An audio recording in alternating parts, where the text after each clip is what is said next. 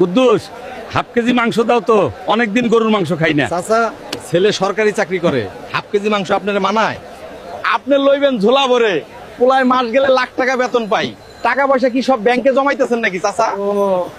ঠিক আছে ঠিক আছে, 15,000 টাকা বেতন পাইলাম, 500 পকেট খরচ আর 500 মোবাইল খরচ রেখে বাকিটা বাড়িতে পাঠিয়ে দিই। গত মাসেও 14,000 দিছি। এ মাসে কম দিলে বাড়িতে আবার কি না কি মনে করে।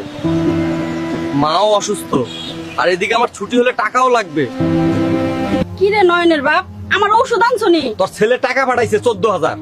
এগুলো দিয়ে চাল ডাল কিনবো নাকি কাপড় চোপড় নাকি তোমার ঔষধ? সবাই কয় পোলায় সরকারি চাকরি করে, লাখ টাকা বেতন পায়, ও। আর পোলায় টাকা পাঠায় 14,000। মানুষের কথা শুনলে হইব? দেখ দোস্ত, পুরো মাস কত কষ্ট করি বাড়ির সুখের জন্য, কিন্তু যে টাকা পাই কুলাই না। বাড়িতে মা অসুস্থ, বউরেও আলাদা করে কোনো টাকা দিতে পারলাম না। তারও তো খরচ আছে। আসলে কি যে করব ভাই, বুঝতাছি না। ঠিকই কইছো ভাই। মা বাবারে টাকা পাঠাইছো, আমারও তো কোনো টাকা দিলা না। আমার কথা বাদ দিলাম, বাচ্চাটার জন্য তো কিছু কাপড় চোপড় আর দুধ কিনা লাগে। শোনো না বউ, একটু কষ্ট করে ম্যানেজ করো না। আমি 500 টাকা পাঠাচ্ছি, বাবুটারে কিছু কিনে খাওয়াইও। হ্যালো নয়ন, 5,000 টাকা পাঠাই দিস তো। গত মাসের দোকান বাকিটা শোধ করতে পারি নাই, তোর মায়ের ঔষধ কিনতে টাকাও কুলাই নাই। ঠিক আছে বাবা, আমি ম্যানেজ করতেছি।